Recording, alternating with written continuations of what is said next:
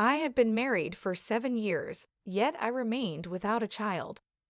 One day, my angry mother-in-law, Deborah, pushed me hard and shouted, "You're not a real woman. You can't even give birth." She called me a failure and ordered me to leave the room immediately and sleep on the balcony. I was stunned by her reaction, but what broke my heart the most was my husband, Alex, silently standing beside his mother, supporting her. I left the room as she demanded, but I knew something had to change. I decided to take action. Hello everyone, my name is Grace, and I want to share my story. It's a story of love, conflict, and ultimately the struggle for independence. 7 years ago, I believe I had my life figured out. I was a 30-year-old marketing executive, completely dedicated to my career and passionate about my work. I married Alex, who was 34, and we both shared dreams of building a life together. But life took a turn I never expected. Alex and I met at a corporate event. He was charming, ambitious, and we quickly fell in love. Our wedding felt like the beginning of a fairy tale. We were eager to start a family, but we also wanted to enjoy our freedom for a while, so we decided to wait a couple of years before having children. Looking back, that decision seemed innocent enough, but little did I know it would lead to years of pressure and disappointment.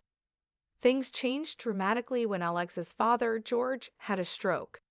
The family insisted we move into their home in Chicago to help care for him.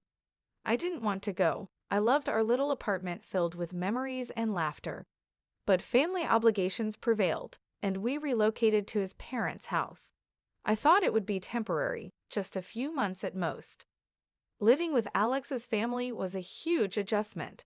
The house was always bustling, filled with tension and unspoken rules. His mother, Deborah, was especially difficult. She was a homemaker with very traditional views on marriage and motherhood. From the moment I stepped into their home, I felt the weight of her expectations. Deborah believed a woman's worth came from her ability to bear children, and since Alex and I didn't have kids yet, I quickly became her target. At first, the criticism was subtle. "You should really learn to cook better," she'd say, dismissing my attempts in the kitchen. "Alex works hard. A wife should support him more." It stung, but I tried to brush it off. I focused on my career, working late hours, determined to show them I could contribute financially. I thought that if I worked hard enough, Deborah would see my worth beyond the traditional role she expected of me. However, as months turned into years, the criticisms grew harsher. I remember one particular evening after a long day at work, coming home to find Deborah waiting for me. "You know, Grace, a real woman knows how to take care of her family. I just don't see how you fit into that picture," she sneered, her voice dripping with disdain. I felt crushed. Despite my accomplishments, I was made to feel inadequate. And Alex, at first, he stood up for me. "Mom, Grace works hard. We're trying to have a baby. These things take time," he would say. But as the pressure built, I sensed him starting to cave under his mother's expectations. I felt utterly alone. The breaking point came when Alex's sister, Diana, returned home unexpectedly. She was pregnant and recently divorced, and her arrival sent the household into a frenzy. Deborah was overjoyed, and for good reason. A grandchild was on the way. But when she announced that Diana would need my room, I was taken aback. "Grace, you'll have to move to the balcony," Deborah ordered, as if it were the most natural thing in the world. I did not expect it when my mother-in-law suddenly pushed me hard and spoke loudly. "You are not a real woman. You are a failure. You cannot give birth." I was shocked, and my heart broke at these harsh words. I couldn't believe it. "Mom, that's not fair," Alex protested, but his voice was weak. I stood there in disbelief, feeling the weight of her words suffocating me. "You're not a real woman if you can't make sacrifices for family." Deborah snapped at me, calling me names that cut deeper than I ever thought possible. "Alex, please," I begged, hoping he would stand by me, but he remained silent, caught between his wife and his mother. In that moment, I felt a rage boiling inside me. How could he let her talk to me like that? I decided right then that enough was enough. I moved to the balcony, but I also decided to take action. I couldn't keep giving my all to a family that didn't appreciate me. So, I stopped all financial support. I ceased paying for groceries and bills, effectively withdrawing my contribution. I felt empowered for the first time in ages, but it was a double-edged sword. The family relied on my income, and I knew it would hit them hard. As the days passed, the tension in the house escalated. Deborah and Alex were furious, their financial strain becoming more evident. I could hear them arguing in the evenings, their voices raised, blaming each other for our predicament. I felt a strange sense of satisfaction, knowing I was finally taking control of my life. A month later, I received an apology from both Alex and Deborah. They realized how much they relied on me, not just financially, but also to maintain harmony in the household. But my heart had hardened. Their apologies felt insincere, just another way to manipulate me back into their control. I had made my decision. I was done. The life I had envisioned for myself, one filled with love and mutual respect, was slipping away. I planned to file for divorce, packed my belongings, and began planning my escape to New York. I left behind a life that had become a cage, ready to reclaim my independence. Moving to New York was both terrifying and liberating.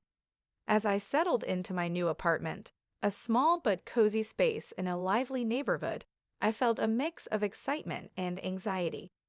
The city buzzed around me, people hustling, cars honking, life pulsing with energy.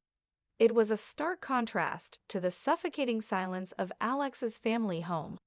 For the first time in years, I could breathe. I quickly threw myself into my work at a new marketing firm.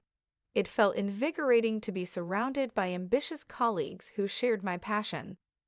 I took on challenging projects, reigniting my creative spark and reminding myself of what I was capable of. Each success felt like a personal victory, a testament to my independence and resilience. However, despite my newfound freedom, memories of my past haunted me. I missed the idea of family, the love I once thought I had with Alex. I often found myself reflecting on the emotional scars left by my time with Deborah. I spent sleepless nights wrestling with doubt. Had I made the right choice? The weight of those years lingered in my heart, a reminder of the struggles I had endured. Then, one evening, as I was working late, my phone buzzed. It was a message from Alex. "Can we talk? I miss you." My heart sank. I hadn't heard from him since I left. A mix of anger and longing flooded my mind. Part of me wanted to respond, to hear him out, but another part screamed to keep moving forward. After some deliberation, I agreed to meet him at a coffee shop in my neighborhood. When I walked in, I spotted him sitting in a corner, looking both relieved and anxious. His face brightened when he saw me, but I could sense the tension between us. "Grace," he said, standing up as I approached. "I'm really glad you came." He sounded sincere, yet uncertain. "Hi, Alex," I replied, forcing a smile. We sat down, the atmosphere thick with unspoken words. "I've missed you," he finally said, his gaze dropping to the table. "Things have been really hard at home. Mom keeps asking about you." My stomach tightened. "And what about you? How are *U* handling it?" "Honestly, it's tough. She keeps trying to convince me to get you to come back. She thinks *you're the problem," he admitted, his voice wavering. I couldn't help but laugh bitterly. "Me? I'm the problem. Alex, you saw how she treated me. I didn't leave for no reason." "I know, but it's complicated. She's my mom. I can't just ignore her," he said, sounding defensive. As we talked, I realized that while Alex hadn't changed, I had. It was time to let go and move forward. "Alex, I'm happy now. I don't want to go back to that toxic environment." His expression fell, and I could see the hurt in his eyes. "I don't want to lose you, Grace. I wish things could be different. It's not just about us anymore. I need to find my own path," I replied, tears welling up. "I can't keep sacrificing my happiness for your family's approval." After that meeting, I walked through the city, feeling a mix of relief and sorrow. I had finally asserted my independence, but the pain of leaving Alex behind lingered. The city felt alive, and I reminded myself that I was finally in control of my destiny. Days turned into weeks, and I immersed myself in my work. I made new friends who inspired me and encouraged my ambitions. I took classes to expand my skills, pushing myself further than I ever thought possible. However, the pressure from Alex's family never fully vanished. Deborah called occasionally, trying to guilt-trip me. "You were part of this family, Grace. You can't just abandon us," she would say, her tone harsh and accusatory. Each call left me drained, but I held firm. "I'm not abandoning anyone, Deborah. I'm choosing to live for myself now." I was determined to protect my peace. One day, I received a frantic call from Deanna. "Grace, I really need to talk to you. It's about Mom," she said, her voice trembling. I could hear the desperation and worry in her tone. We met at a cafe near my apartment. She looked exhausted, her eyes red and puffy. "Mom hasn't stopped pressuring me since you left," she confessed. "She keeps telling me I'm the reason you left and that I need to convince you to come back." My heart sank as I listened. "Deanna, you can't take that on. It's not your responsibility. You have your own life to live and a baby on the way. You don't need to bear the burden of our family's dysfunction." Tears welled up in her eyes, but she won't stop. "I feel like I'm constantly failing her, and now I'm scared I'll fail my own child too." I reached across the table and held her hand. "You're not failing anyone. You have to put yourself and your baby first. Set boundaries with her. Don't let her guilt you into sacrificing your happiness." Diana nodded, but I could see the fear in her eyes. I knew it wouldn't be easy for her to stand up to Deborah, but I hoped my words would help her find the courage to protect herself. A few days later, Alex reached out, asking if we could meet. I hesitated, unsure if I wanted to reopen old wounds, but I agreed. We met at a park, and I was struck by how tired he looked, like he was carrying the weight of the world on his shoulders. "Grace, I've been thinking a lot about everything," he began. "I realize how much I let my family come between us. I should have stood up for you, but I didn't, and I'm so sorry." His apology stirred something in me, but I knew it wasn't enough. "Alex, I appreciate your words, but it's too late. I filed for divorce. I need to move forward, and that means leaving all of this behind." He looked devastated but nodded slowly. "I understand. I just wish I had done things differently." I wish things had been different too, but we can't change the past. "I have to do what's right for me now," I said firmly. As I walked away from that conversation, I felt a strange sense of closure. I had made my choice, and it was the right one for me. It was time to let go and focus on building the life I deserved. In the following weeks, I found myself growing more confident and at peace. I threw myself into my work and even took up painting again. Each brushstroke felt like a reclaiming of my identity, a way to express all the emotions I had kept locked away for so long. Then, one evening, Deanna called again, but this time her voice was stronger. "Grace, I finally told Mom I need space. It wasn't easy, but I did it. I'm trying to set those boundaries you talked about." I felt a surge of pride. "That's incredible, Diana. I'm so proud of you. It's not easy, but it's a step in the right direction." As we ended the call, I felt a sense of hope. Maybe my journey wasn't just about finding my own freedom, but also about helping Diana find hers. I knew there were still challenges ahead, but I was ready to face them. I was finally learning to let go of the past and embrace the future I had always wanted. After filing for divorce, I felt a mix of emotions: relief, sadness, and fear. It was a tough decision, but I knew it was the right one. I needed to free myself from the toxic environment and finally live for me. I had spent so much time trying to fit into a life that wasn't mine, and now it was time to move forward, leaving everything behind. The divorce process was exhausting. Alex tried to convince me to reconsider, saying he would stand up to his mother, and that we could start fresh. But I knew that going back would only trap me again. I told him firmly, Alex, I'm done. This isn't just about your mother. It's about me needing my own life, one where I'm not constantly judged or undervalued. He looked devastated, but he knew I meant it. When the papers were signed, I felt a weight lift off my shoulders. I was officially free from a marriage that had drained me emotionally.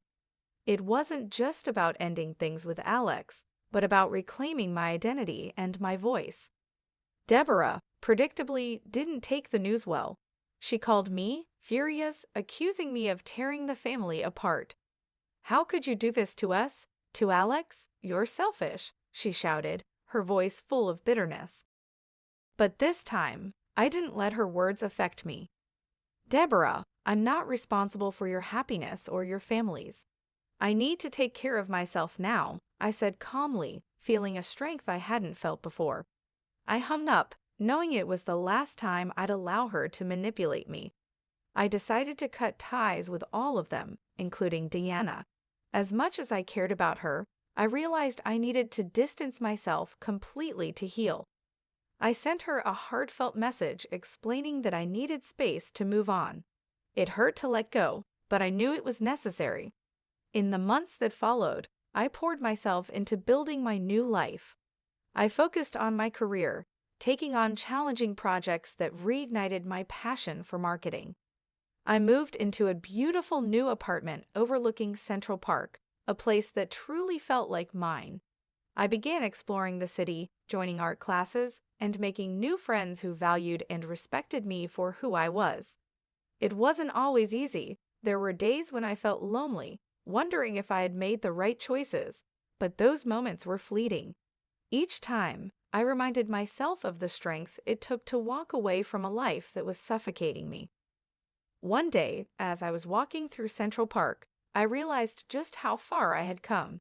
I had let go of the pain and resentment that had weighed me down for so long. I was no longer the woman who felt trapped and powerless. I was independent, confident, and finally at peace. Looking back, I see that my journey wasn't just about leaving a toxic marriage or an overbearing family. It was about finding myself again. My voice, my strength, my worth. I had to let go of everything that was holding me back to embrace the future I deserved. Now, I wake up every day excited for what's ahead.